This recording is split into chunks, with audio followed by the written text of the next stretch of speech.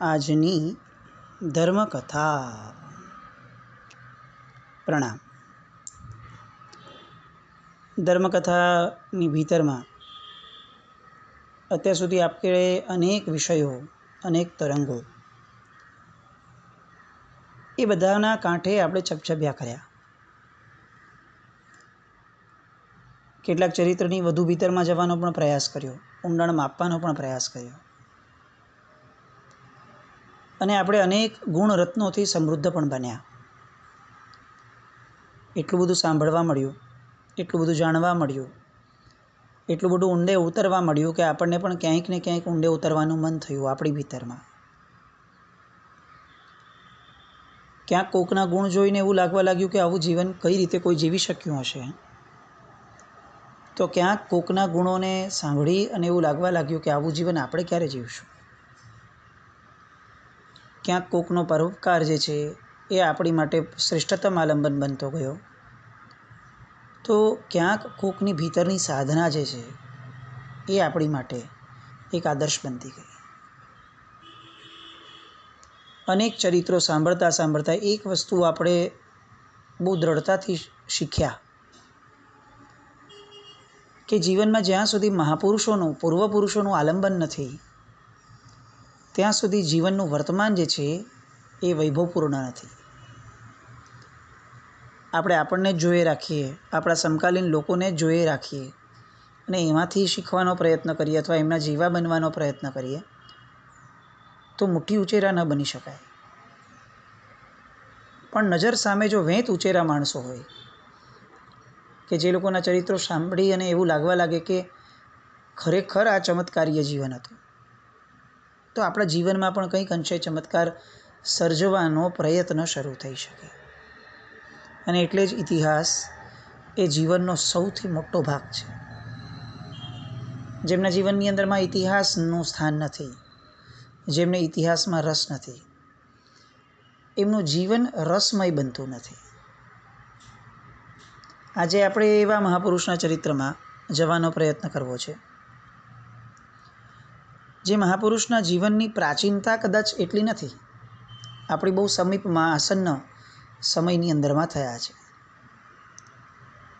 પણ જેમના જીવનની પળ વૈભવને માણીએ તો એવું લાગે કે આટલા નજીકના સમયની અંદરમાં આવું જીવન, આવું મન, આવું ચિંતન, આવું અધ્યયન, આવી અનુપ્રેક્ષા, આ બધું પ્રગટવું એ પ્રાય અશક્ય છે. આપણી સદીના મહાપુરુષ તરીકે ઘણા લોકોને આપણે જોઈએ છીએ, ઘણા આચાર્ય ભગવંતો, ઘણા મહાપુરુષો, એને એમ કહી શકાય કે આ સદીના મહાનાયકો હતા, ચોક્કસપણે હતા. પણ કેટલાક વ્યક્તિઓ સદીઓમાંની કદાચ સહસ્ત્રાબ્દીઓમાં એક થતા હોય છે. એમના જીવન વૈભવને સાંભળતા સાંભળતા એવું થાય કે આ લોકો બ્લેસ્ડ જ હતા બાય બર્થ. જેઓ કદાચ પુણ્યશાળી કેટલા હતા એ પ્રશ્ન થાય એમના જીવનને સાંભળીને. પણ શુદ્ધિના સ્વામી, સત્વના સ્વામી કેવા હતા, વિચારશીલતાના સ્વામી કેવા હતા, એનું દ્રષ્ટાંત આપવા માટે આ જગતની કોઈ ઉપમા પણ આપણને ન મળે. આવું જ એક વ્યક્તિત્વ આજથી આપણે એમના સમીપમાં જવાનો પ્રયત્ન કરવો છે. એન્ડ ટ્રસ્ટ મી, આપણને એક એક વાતે એવું લાગશે કે આપણે આ વાત સાંભળવાના અધિકારી બન્યા ને એમાં મૂળમાં ક્યાંક ને ક્યાંક પૂર્વભવોમાં આપણે ગજબનાક ગુણની ઈર્ષ્યા કરી હશે. ત્યારે કદાચ ઈશ્વરે આપણને આવી પળ આપી છે કે આવા મહાપુરુષના ગુણની સંસ્થાઓના માટે આપણે શરૂ થયા છીએ. આ સદીનું એક એવું નામ કે જે નામની તોલે એ ક્ષેત્રની અંદરમાં બીજા કોઈને મૂકવા એવું મન પણ આપણને નહીં થાય. બહુ જ ઝળહળતો આ સિતારા જેવું એ નામ. નવકાર, પરોપકાર અને મૈત્રીના મહાસાધક એવા પૂજ્ય પન્યાસજી મહારાજ, પન્યાસજી શ્રી ભદ્રંકર વિજયજી મહારાજ. નામ સાંભળતા જ આપણને ખ્યાલ આવી જાય કે કેટલીય વાર લોકોના મુખે, મહાપુરુષોના મુખે, બહુ જ વિદ્વાન મહાત્માના મુખે આ નામ સાંભળતા જ આવ્યા છે જન્મથી જ આપણે. પન્યાસજી મહારાજ, પન્યાસજી મહારાજ એક બ્રાન્ડ, અન્યાસજી મહારાજ તરીકેની, જેમણે શાખ ઊભી કરી છે. આજે આપણને આચાર્ય ભગવંતો જોઈને વિશેષપણે નમવાનું મન થાય છે કે ભાઈ ગુણથી સમૃદ્ધ તો હતા જ, હવે પુણ્યથી પણ સમૃદ્ધ બન્યા. પણ કેટલાક વ્યક્તિઓ એવા થયા કે જે લોકો ગુણ પુણ્ય આ બધાથી પર હતા. જે લોકો માટે બાહ્ય પદવીઓ એ કોઈ વિશેષતાનું સાધન ન હતું, કારણ કે પદવીઓ એમને પામીને ધન્ય થતી હતી. એટલે પદવીની ફૂટપટ્ટીથી માપવાનું જોખમ ન લઈ શકાય એવા પણ કેટલાક વ્યક્તિઓ થયા છે. એમના જીવનના પડ વૈભવને આપણે અત્યાર સુધી ઘણાના ગુણ વૈભવ જોયા, જીવન વૈભવ જોયો, પણ આમનું જીવન એવું છે સાહેબનું કે આપણે એવું ચોક્કસ કહી શકીએ કે એમની તો જીવનની એક એક પળ વૈભવશાળી હતી, જન્મ્યા એક ક્ષણથી. જેમ જેમ આપણે આગળ વધતા જશું ને એમ ખ્યાલ આવશે કે આ શબ્દ છે ને એ બહુ વિશેષતાપૂર્વક મુકાયો છે એવું નથી, અલંકૃત ભાષામાં નથી મુકાયો કે જન્મ્યા ત્યારથી. હકીકતની અંદરમાં જન્મ્યા એ જ ક્ષણથી એ વિશિષ્ટ હતા. અને એના પ્રમાણ, એની વાતો, એના પુરાવાઓ જેમ જેમ એમનું જીવન આગળ વધતું જશે તેમ તેમ આપણા રોમાંચ ખડા થતા જશે કે કોઈ એક વ્યક્તિ એના જીવનની અંદરમાં આટલા વૈભવશાળી હોઈ શક્યા. લગભગ આજથી 120 વર્ષ પહેલાંની આ વાત. વિક્રમ સંવત 1959 માગસર સુધી ત્રીજ, એ દિવસે આ મહાપુરુષનું અવતરણ થયું આ પૃથ્વી ઉપર. પરિવારની અપેક્ષાએ જોવા જઈએ તો એમના પિતાશ્રીનું નામ જૈન શ્રેષ્ઠીવર્ય શ્રી હાલાભાઈ મગનભાઈ. પાટણનું એક બહુ મસ્ત મોટું નામ, એવું નામ કે જેના વગર એ સમયના પાટણની અંદરમાં કેટલી બધી વાતો એ શક્ય જ ન હતી, કેટલા બધા પ્રસંગો એ શક્ય નહોતા થતા. એક નીતિમાન વેપારી અને મુંબઈ આવ્યા પછીથી મુંબઈ ગુજરાતી વેપારી મંડળના પ્રમુખ. પાટણની ભૂમિ સાથે એટલા બધા જોડાયેલા. સંવત 1967ની અંદરમાં આચાર્ય દેવે શ્રીમદ સાગરાનંદ સુરીશ્વરજી મહારાજના ચાતુર્માસમાં એક આગમ વાચના રચાઈ હતી. લગભગ શતાધિક શ્રમણી ભગવંતો પાટણમાં એકઠા થયા હતા. એ આખી વાચના, એની વ્યવસ્થા અને એનો ખર્ચ એ પૂર્ણપણે આ હાલાભાઈ તરફથી હતો. એટલી બધી એમની ગર્ભ શ્રીમંતતાની શાલીનતા પણ હતી કે સાધર્મિક સહાય કે મૂંગાજીઓની રક્ષા કરવાની હોય તો સદા અગ્રેસર રહે, પણ પોતાના ધર્મપત્નીને પણ કેટલીક વસ્તુઓની ખબર ન પડવા દે એટલી શાલીનતાપૂર્વક પોતે ધર્મ અને દાન ધર્મ કરે. પાટણ પાંજરાપોળ સમિતિના અધ્યક્ષ તરીકે 50 વર્ષ સુધી એમણે સુવહીવટ કર્યો. શ્રમણી ભગવંતની વયાવચ હોય કે શ્રુત વંદના હોય, ક્યારેય જીવનમાં પાછળ ના પડે. સંવત 1957માં આચાર્ય શ્રી વિજય કમલસુરીશ્વરજી મહારાજાની આચાર્ય પદવીના બૃહદ મહોત્સવનું કુશળ સંચાલન પણ એમણે જ કર્યું હતું. એમની એક શાખ કેવી હશે કે પાટણના અનેક હસ્તલિખિત ભંડારોમાં એક ભંડારનું નામ બહાર આપ્યું છે, હાલા મગનનો ભંડાર. એ એટલા માટે જ શ્રી સંઘે આપ્યું કારણ કે એમની જે ગ્રંથ પ્રીતિ હતી એ અદ્ભુત અને કંઈક અંશે અવર્ણનીય પણ હતી. પોતાના 5 બાળકો અને 5 બાળકો પ્રત્યેનો એમનો ને એમના ધર્મપત્નીનો જે અપ્રોચ હતો એ અપ્રોચ પણ આપણે શીખવા જેવો છે. કારણ કે આજે આપણે લોકો 1 ને 2 બાળકોની અંદરમાં જે રીતે આપણે પણ ત્રસ્ત થતા ગયા અને બાળકો પણ ત્રસ્ત થતા ગયા એવી જીવનશૈલીમાં આવી ગયા. એ અપેક્ષાએ વિચાર કરીએ તો 5 બાળકો, વીરચંદભાઈ, લહેરુભાઈ, ભોગીલાલભાઈ, ભગવાનદાસભાઈ અને મીના એમના સુપુત્રી. એમની જીવનશૈલી એવી કે બધું જ વ્યવસાય માટેનો સમય, સામાજિક કાર્યો માટેનો સમય, આ બધો જ સમય વ્યતીત થઈ જાય તે પછીથી નિશ્ચિતપણે રોજ આ બાળકોની સાથે બેસી અને વાતો કરવાની, પ્રાચીન ઇતિહાસની વાતો, પાટણના વૈભવની વાતો, બાળકોના પ્રશ્નોની વાતો, અને કલાકોના કલાકો સુધી એ વાતોની અંદરમાં મગ્ન રહેવાનું અને બાળકો પણ મગ્ન થઈ જાય એવી સુરમ્ય ભાષાની અંદરમાં બાળકોની સાથે વાત કરવાની, અને આ કરવાની જ, આવો નિયમ.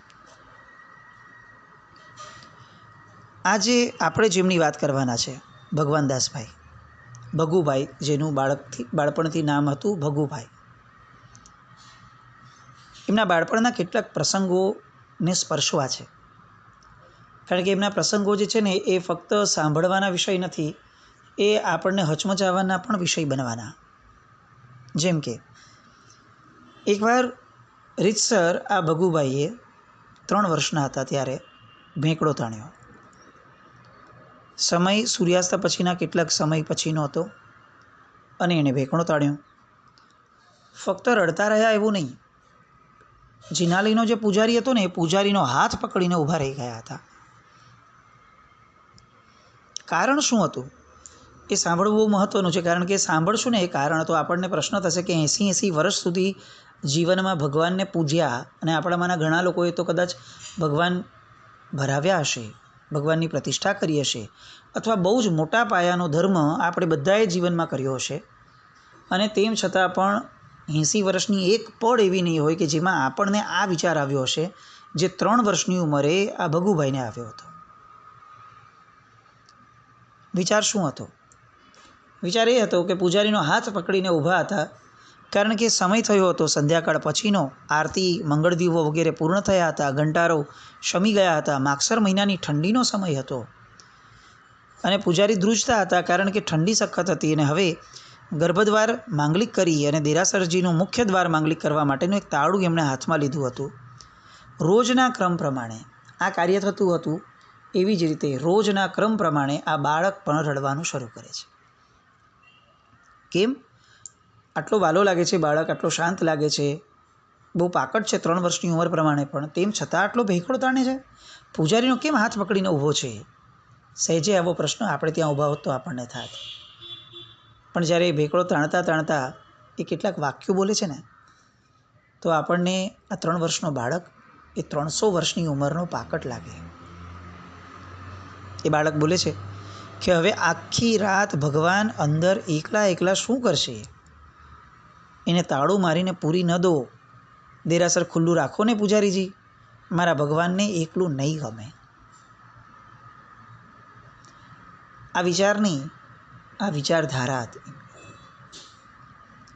પૂર્વભવના યોગ સાધના, પૂર્વભવની પ્રભુ પ્રેમની પ્રીતિ લઈને જન્મેલું એક બાળક એ જ્યારે અવની તટ ઉપર આવે ત્યારે હવે એની ઉંમર શું છે ને એ જોવાતું નથી, કારણ કે એનો ઓઘાડ એટલો બધો છે કે એની ઉંમર એને ક્યાંય વચ્ચે અંતરાય કરતી જ નથી.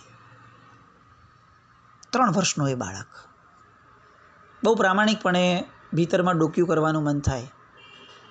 કેટલીય વાર આપણે પણ દેરાસર માંગલિક થતા જોયા છે, કદાચ આપણે પોતે કર્યા પણ હશે. કેટલી વાર આપણને આવો વિચાર આવ્યો કે આ ભગવાન અંદર એકલા એકલા શું કરશે? આ ભગવાનને તાળું મારીને પૂરી દેવાય? દેરાસરજી ખુલ્લું રાખો ને, મારા ભગવાનને નહીં ગમે. આ મારા ભગવાન જે શબ્દ છે એ જાણે સૌથી વધારે અપ્રોપ્રિએટ થતું હોય આ બાળકની વિચારધારા સાથે, એવું ચોક્કસપણે આપણને લાગે. અને આ સાંભળ્યા પછીથી જ્યારે જ્યારે આપણે મારા ભગવાન શબ્દ બોલ્યા છે એ કદાચ નર્યો દંભ હશે એવું પણ આપણને આપણી જાત માટે લાગે. પોક મૂકી પરાણે પણ વાલો લાગે એવો સુંદર મજાનો બાળક, એને વાળવો કઈ રીતે? પૂજારીજીએ હાલાભાઈ સામે જોયું અને હાલાભાઈએ તરત જ બધાને કીધું કે ચાલો ચાલો બધા બાળકો આવી જાઓ અને ચાંદનીની અંદરમાં પથ્થરના બાકડા ઉપર નિરાતે બેસી અને ચાલો હું તમને બધાને આ પાટણની ધન્યધરા વિશેની વાત કહું. અને ભગુ તું જેની માટે રડે છે ને એ ભગવાન ક્યાંથી આવ્યા અને કેટલા વર્ષોથી આ રાતના એકલા રહે છે ને હું ચાલ એની તને વાત કરું. અને ભગુનું મન ડાયવર્ટ થયું. ભગવાનની વાત સાંભળવાની આવી એટલે બધું ભૂલી ગયો, રુદને ભૂલી ગયો અને બધા એક સાથે બેસી ગયા કદાચ કેટલાક બીજા બાળકો, બીજા લોકો પણ એમની સાથે જોડાયા અને હાલાભાઈએ પાટણની જે ધરતી છે એ પાટણની ધરતીના ઇતિહાસની વાતો શરૂ કરી. સંવત 802 અણહિલ નામનો ભરવાડ એ મિત્રની યાદની અંદરમાં ચૌલુક્ય વંશના રાજપૂત રાજા શ્રી વનરાજસિંહ ચાવડાએ આ નગરની સ્થાપના કરી નામ પાડ્યું અણહિલપુર પાટણ. અને 200-250 વર્ષની અંદરમાં તો આ નગર વિસ્તારથી, સમૃદ્ધિથી અને વ્યાપારથી એટલું બધું વિકસ્યું કે 1 લાખ લોકોની વસ્તી સાથે એ જમાનાના દુનિયાનું મોટું એવું 10મા નંબરનું નગર બની ગયું. પણ પછી ઘણી આફતો આવી. મોહમ્મદ ઘોરી, કુતુબુદ્દીન ઐબક, અલ્લાઉદ્દીન ખિલજી આ બધા લોકોએ નગરને નુકસાન પહોંચાડ્યું. પાછું ઉલટફેર થયો, સમયે પડખું ફર્યું. 13મી-14મી સદીની અંદર સુબાઓનું રાજ આવ્યું અને સંવત 1411ની અંદરમાં સુલતાન અહેમદ શાહ એણે અહેમદાબાદને ગુજરાતની રાજધાની બનાવી. પણ ત્યાં સુધીમાં 550 વર્ષો સુધી પાટણ એ ગુજરાતની રાજધાની તરીકે રહ્યું અને એક ઐતિહાસિક અને સાંસ્કૃતિક સમૃદ્ધિ એ આ પાટણની એ વિશેષતા રહી. મહારાજા જયસિંહ, સિદ્ધરાજ જયસિંહ અને કુમારપાળ મહારાજા આ બધાના રાજ્યકાળની અંદરમાં આ નગર સાહિત્ય શિરોમણી એવા કલિકાલ સર્વજ્ઞ આચાર્ય શ્રી હેમચંદ્રાચાર્ય સુરીશ્વરજી મહારાજાનું રહ્યું. 12મી સદી અને અહીંયા જ રહ્યા, અનેક ગ્રંથ રત્નો રચ્યા. આ નગરને અનેક વિદ્વાનોનું આશ્રયસ્થાન બનાવડાવ્યું. એ ઉપરાંત આગમ ગ્રંથોના સંસ્કૃત ટીકાકાર પૂજ્ય અભયદેવ સુરેશ્વરજી મહારાજા, શ્રી મલયગીરીજી મહારાજા, શ્રી યશચંદ્રજી મહારાજા, શ્રી સોમપ્રભાચાર્યજી મહારાજા, પ્રજ્ઞાચક્ષુ રાજકવિ શ્રીપાલ, શ્રી વાઘભટ્ટ, શ્રી સોમેશ્વરજી, શ્રી સિદ્ધપાલ, શ્રી વિજયપાલ આવા અનેક સંસ્કૃત સાહિત્યની સર્જકોની કર્મભૂમિ એટલે પાટણની પવિત્ર ભૂમિ. વાત ચાલી રાખી હતી અને હજી રસપ્રદ વાતો કરવા લાગ્યા કે કાષ્ઠકલા અને વણકરો થકી પટોળા વણવાની કળા એ આ પાટણની બહુ જ વિશેષ પ્રભુત્વવાળી કળા હતી. સંવત 1648માં મહાન આચાર્ય શ્રી લલિત પ્રભા સુરેશ્વરજી મહારાજાએ અનેક પ્રશસ્ત દેરાસરો અહીંયા બનાવ્યા અને ત્યારથી આ નગરી સુવર્ણ નગરી તરીકે ઓળખાવા લાગી. કેટલાક કિલોમીટર દૂર, 50 કોષ દૂર મોઢેરા, સંવત 1026માં ભીમદેવ સોલંકી રાજાના વંશનું નામ અમર થઈ જાય એવા વિચારે સૂર્યવંશી એવા રાજાએ સૂર્યદેવનું અપૂર્વ મંદિર બનાવડાવ્યું. સૌ પ્રથમ કિરણો આદિત્ય દેવતાની મૂર્તિ ઉપર પડે એવી રીતની આખીને આખી આ કારીગરી અહીં થઈ. પોતાના ભીમદેવ રાજાની સ્મૃતિની અંદરમાં 1065માં એમના પત્ની રાણી ઉદયમતીએ બંધાવી એ રાણીની વાવ એ પણ ત્યાં. 30 ગાંવ સુધીની એક સુરંગ ત્યાં, સહસ્ત્રલિંગ તળાવ, ત્રિકમ બારોટની વાવ, જસમા ઓર્ડરની દેરી આ બધા સ્થાપત્ય સાથે પાટણ એ વિશ્વ પ્રસિદ્ધિના શિખરે એ સમયે સોંપવા માંડ્યું હતું. દીવાના ટમટમતા આ વાત છે ને ઈસવીસન 1911-1ની આસપાસની 11ની આસપાસની છે. ઇલેક્ટ્રિસિટીની શરૂઆત હજી સુધી પાટણ સુધી પહોંચી ન હતી એટલી બધી. રાત્રિનો સમય લેટ થયો અને પોતાની જન્મદાત્રી માતા ચુનીબાઈ એ બધાને શોધતા શોધતા ત્યાં આવવા લાગ્યા. બધાને જોયા એટલે માથે ઓઢ્યું હતું, વિશેષ લાજ કઢાઈ અને કીધું કે દેરાસરને માંગલિક થયાને કેટલો બધો વખત વીતી ગયો ને તમે બધા હજી આવ્યા નહીં એટલે હું પ્રતિક્રમણ પાડીને સીધી તમને શોધવા નીકળી. આ ઠંડીમાં છોકરાઓ માંદા નહીં પડી જાય? ચાલો ચાલો, મોડા ઉઠશે તો નિશાળે પહેલાં પૂજા કરવાની છે, નિશાળે જતાં પહેલાં એમાં ખલેલ પહોંચશે. ચાલો બધા ઊભા થાવ. વીરચંદભાઈ અને લહેરુભાઈ આ બધાએ તો નારાજગી બતાવી, પણ ભોગીલાલ જે છે ભગુભાઈ ભગવાનદાસ એને તો ભેકડો જ તાણ્યો કે આ બધી વાતમાં તમે મને ભગવાનની જે વાત કહેવાના થાય તો તમે કીધી જ નહીં. આ પંચાસરા પાર્શ્વનાથ ભગવાન એ એકલા કેમ રહી જાય છે અને એકલા રહે તો વાંધો નથી, આવું જે તમે કીધું એ કેમ કીધું, પહેલાં એનો જવાબ આપો પછી આપણે જઈશું. અને બહુ સરસ રીતે એને સમજાવતા પિતાજી કહે છે કે જો મૂળ વાત ઉપર આવો. સંવત 802માં આપણા નગરના સ્થાપક રાજા પોતાના વડવાઓના મૂળ વતન પંચાસરમાંથી પ્રાચીનતમ એવા પાર્શ્વનાથ ભગવાનની પદ્માસનસ્થ શ્વેત પ્રતિમાજી અહીંયા પાટણમાં લઈ આવ્યા. અને એ પછી રાજા વનરાજ ચાવડા એણે ધામધૂમથી મોટું દેરાસર બંધાવ્યું અને પૂજા આચાર્ય શ્રી શીલગુણ સુરીશ્વરજી મહારાજાના હસ્તે ભગવાનને પ્રતિષ્ઠિત કરાવ્યા. ત્યારથી તેઓને પંચાસરા પાર્શ્વનાથ ભગવાન તરીકે બધા ઓળખે છે. નગરના મધ્યમાં આવેલા જિનાલીની અંદરમાં ભગવાન આવ્યા ને એ પછી પાટણ ઉપર ઘણી મુશ્કેલી આવી અને તેમ છતાં પાટણ હેમખેમ રહ્યું. હવે ભગુતને સમજાયું કે છેલ્લા 1160 જેટલા વર્ષોથી પાટણમાં જ આ ભગવાન અહીંયા જ રાત્રે જિનાલીની અંદરમાં એકલા રહેવા ટેવાયેલા છે અને તેમ છતાં પણ પોતાના પ્રભાવની અંદરમાં ક્યાંય ઊણા નથી ઉતર્યા. બોલ, હવે કાલથી તો તને યાદ રહેશે ને કે રોજ આવી રીતે આરતી પત્યા પછી રડવાનું નહીં, કારણ કે ભગવાન 1160 વર્ષથી એકલા રહે છે રાત્રિના સમયમાં. અને હવે ભગુને મનમાં કંઈક ધરપત થઈ. માતાની આંગળી પકડી ઘર તરફ ચાલ્યા, પણ એના મનમાં ભાવતો હતો જ કે ક્યારે વહેલી સવાર પડે ને હું અષ્ટપ્રકારી પૂજા કરવા માટે ફરીથી ભગવાનને મળવા માટે આવું. આ બધી વાતો, આ ભગુભાઈના બાળપણની વાતો, હજી તો એટલી બધી વસ્તુઓ, એક એક પળ વૈભવ. ફરી કહું છું કે આ કથા જે છે એ આપણે પળના વૈભવ તરીકે લેવી છે, કારણ કે પન્યાસી મહારાજનો જીવન વૈભવ એ તો બહુ મોટી સ્થૂળ ઘટના થશે. આપણે સૂક્ષ્મતામાં જવું છે. એ સૂક્ષ્મતાની વાતો, એમના જીવનમાં આવેલા અનેક આયામો, પરિવર્તનો, અને દરેક પરિવર્તન સાથે કંઈક નક્કર વ્યક્તિત્વ જે ઊભું કરતા રહ્યા એવા ભગુભાઈ, એમની બધી વાતોને આજથી આપણે આપણા સત્સંગની ધારામાં લેવા છે. પન્યાસી મહારાજનું ચરિત્ર છે, બહુ વિશિષ્ટ બહુમાનપૂર્વક આપણે બધા જ લઈ શકીએ, બહુ ગંભીરતાથી લઈ શકીએ. પન્યાસી મહારાજ એ આ સદીની અજાયબી હતા, એ લોજિકલી આપણે બધા સમજી શકીએ એ માટેનો આ સંનિષ્ઠ પ્રયાસ. આપણે સૌ પ્રાર્થના કરીએ કે પન્યાસી મહારાજના અંશને પણ આપણે કંઈક ને કંઈક અંશે રોજ પામતા રહીએ, એવી શુભ મંગળ કામના સાથે. જીન આજ્ઞા વિરુદ્ધ કંઈ પણ બોલાયું હોય તો મિચ્છામિ દુક્કડમ. જૈનમ જયતે શાસનમ.